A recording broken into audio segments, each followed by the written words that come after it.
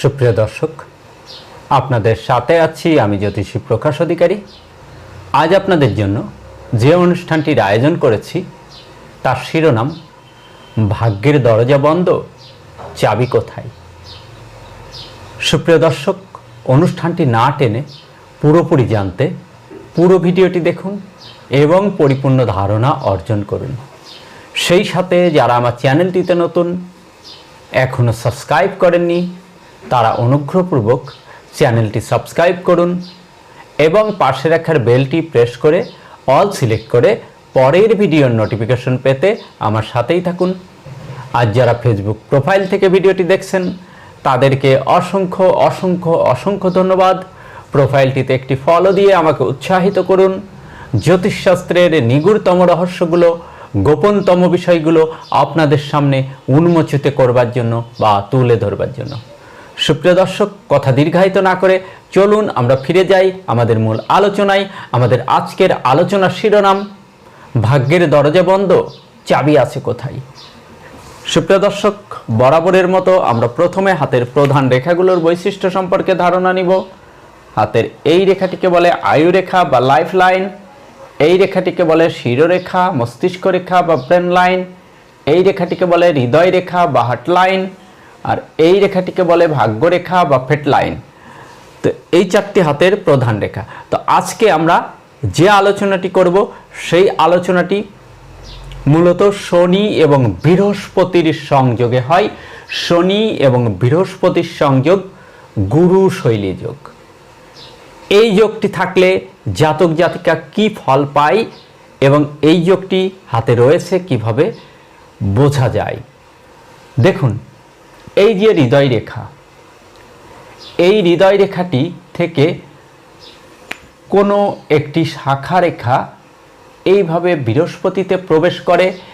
সেই সঙ্গে এই বৃহস্পতির ক্ষেত্রে কোনো চতুর্ভুজ চিহ্ন যদি এই রেখাকে স্পর্শ করে, এই রেখাকে স্পর্শ করে, তাহলে বৃহস্পতি এবং শনির এবং একটি সংযোগ কিন্তু তৈরি হলো।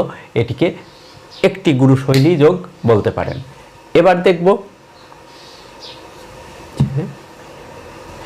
অনেকের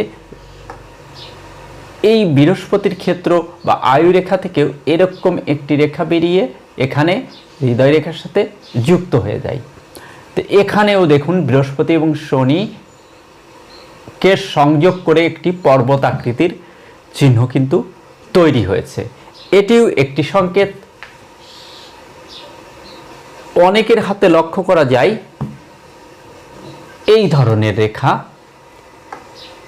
এই যে সুলেমন রিং, এই ধরনের রেখাকে সুলেমন রিং বলে। এই সুলেমন বন্ধনীটি এসে অনেকের এইভাবে যুক্ত হয়ে এখানেও একটি পর্বত চিহ্ন তৈরি হয়। আবার অনেকের এইভাবেও দেখা যায়, অনেকের এইভাবেও দেখা যায়। এই যে লাইফ লাইনটি আমি এঁকেছি একদম শনি পর্বতের সোজা উঠে গেছে, এইভাবে না উঠে অনেকের এই রেখাটি, এই লাইফ লাইনটি এইভাবে শনি এবং বৃহস্পতির মধ্যে কেন্দ্রে গমন করে এবং বৃহস্পতি থেকে কোনো রেখা এইভাবে এসে এখানে একটি পর্বত সাইন তৈরি করে দেয়। তো এই যে সাইনগুলো দেখালাম, এই সাইনগুলো মূলত বৃহস্পতি এবং শনির সংযোগ। বৃহস্পতি এবং শনির সংযোগ হলে সেটাকে জ্যোতিষশাস্ত্রে বলে গুরু শৈলী যোগ। তো এই যোগের প্রভাবে কি হয় সেটি বুঝতে হলে আমাদের আগে বুঝতে হবে শনি এবং বৃহস্পতি কোন কোন বিষয়গুলো রিপ্রেজেন্ট করে। দেখুন, বৃহস্পতি হচ্ছে অগ্নি কারক গ্রহ আর শনি হচ্ছে বায়ু কারক গ্রহ। তা আগুন কতটা তীব্র হবে বা আগুনকে জ্বালাতে সাহায্য করে বায়ু। তাই বায়ু আর আগুনের যদি সংযোগ হয় তাহলে অগ্নির স্ফুলিঙ্গটা কিন্তু বেশি দ্রুত প্রবাহিত হয়।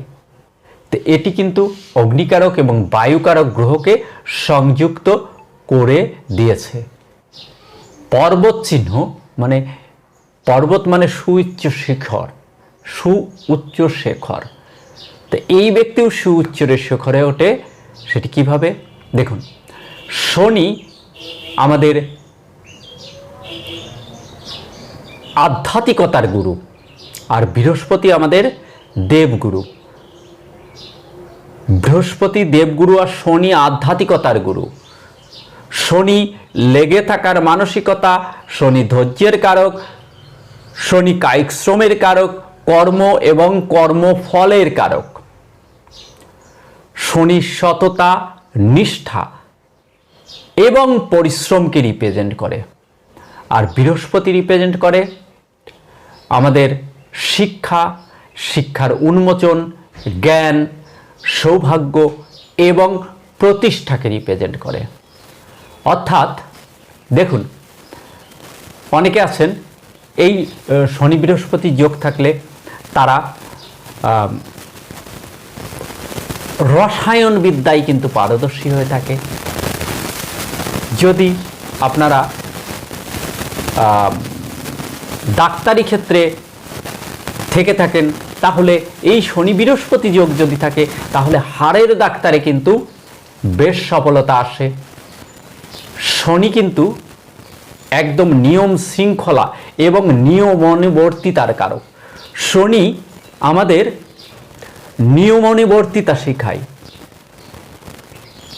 আর বৃহস্পতি শেখায় ন্যায়, নিষ্ঠা, সততা। এই রেখাটি থাকলে তারা কিন্তু, অর্থাৎ বৃহস্পতি আমাদের নেতৃত্বের কারক এবং বক্তব্য দানের কারক। তাই এই রেখাটি যাদের থাকে তারা রাষ্ট্রবিজ্ঞান এতেও পারদর্শী হতে পারে। যদি এই সাইনটি কোনো রাজনীতিবিদ তাদের হাতে থাকে তাহলে খুব সফলতা আসে, কারণ বৃহস্পতি হচ্ছে রাজনীতি, বক্তব্য দানের কারক এবং নেতৃত্বের কারক বৃহস্পতি, যেহেতু বৃহস্পতি দেবগুরু।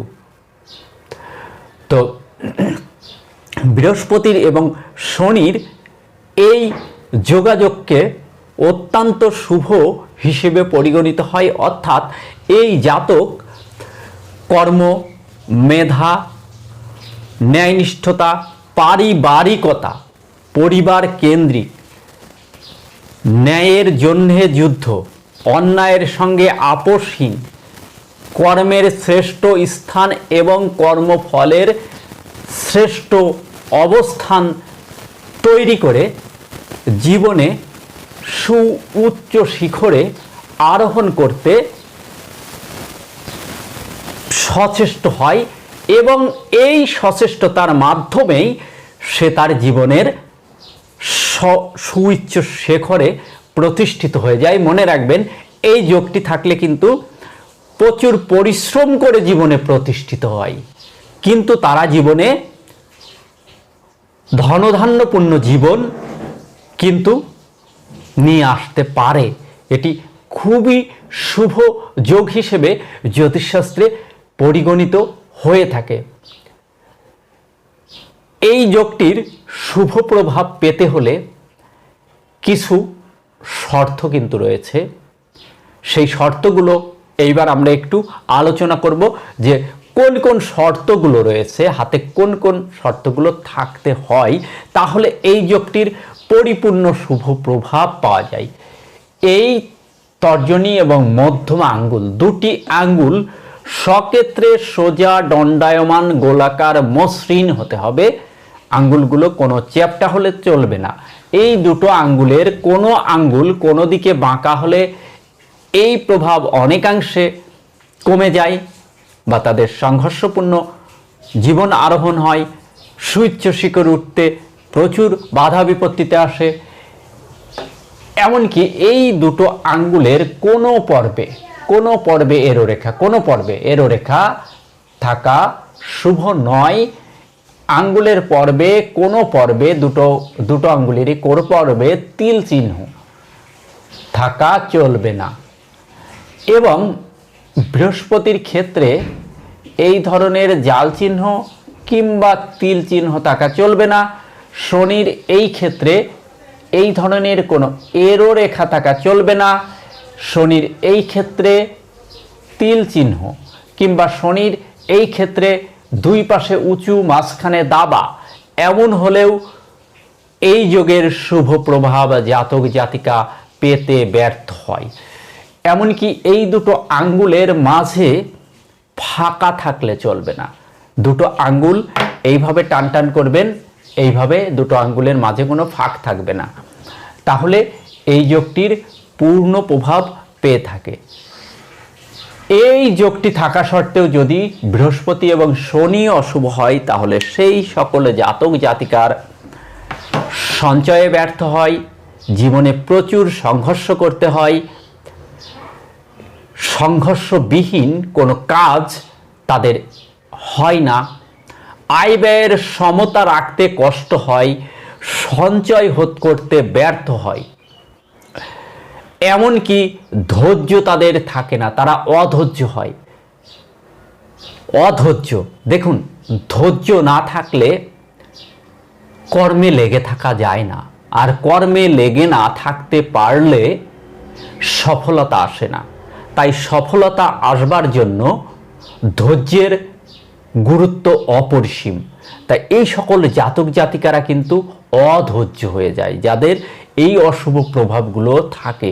তাদের পারিবারিক অশান্তি, পারিবারিক অস্থিরতা, দেখুন এখানে পারিবারিক অশান্তি অস্থিরতা কিন্তু জীবনে উন্নয়নের একটি বিরাট প্রতিবন্ধকতা। আপনার মস্তিষ্ক যদি অশান্ত থাকে, যদি পারিবারিক অশান্তি, ঝঞ্ঝাট, দাম্পত্য কলহ বা কোনো কলহ ফ্যাচাদ যদি থেকে থাকে, আপনি কিভাবে কর্মে মনোযোগ করবেন? পারিবারিক অশান্তি থাকলে সেই জাতক উন্নতি করতে পারে না, কারণ তার ব্রেন কাজ করে না। তার ব্রেন তো ওই অশান্ত হয়ে থাকে ব্রেন, অশান্তি নিয়ে অশান্ত হয়ে থাকে ব্রেন। তাহলে সে কর্মে মনোযোগ কিভাবে করবে? আর কর্ম ব্যতীত তো সফলতা আসে না। দেখুন, ভাগ্যে থাকলেই তো হয় না, কর্ম দ্বারা সাধিত করতে হয়, কর্ম দিয়ে সাধিত করতে হয়। আমি একটি উদাহরণ দেব। দেখুন, এই যে আমি ভিডিওটি করছি, মনে করুন এই ভিডিওটি আমার ভাগ্যে আছে, আমি তাই করছি, কিন্তু এই ভিডিওটি আমি পাবলিশ করলাম না, তাহলে কি এই ইউটিউব বা ফেসবুক এখান থেকে কি আমাকে আর্ন করতে সাহায্য করবে? তাহলে আমার কর্ম হচ্ছে পাবলিশ করা, ভিডিওটি এডিটিং করা, পাবলিশ করা। তো ভাগ্যে তো দেখছেন যে আমি ভিডিও করছি, ভাগ্যে রয়েছে ভিডিও করা, কিন্তু পাবলিশ করাটাই কর্ম। তাই ভাগ্যে থাকলে হয় না, এই যোগ থাকলেই হয় না, তার জন্য কর্ম সাধিত করতে হবে এবং পরিপূর্ণ সফলতা বয়ে আনতে পারবেন। দেখুন, এদের বৃহস্পতি, শনি হচ্ছে তামসিক কারক গ্রহ, আর বৃহস্পতি হচ্ছে সাত্ত্বিক কারক গ্রহ। তো এখানে এই যোগটি থাকলে তাদের সাত্ত্বিকতার উপরে বেশি নির্ভর করতে হয়, অর্থাৎ সাত্ত্বিকতার উপর জোর দিতে হয়। তারা যদি সাত্ত্বিক জীবনযাপন করে, এই যোগের প্রভাবটি অনেকাংশেই বেশি পেয়ে যায়।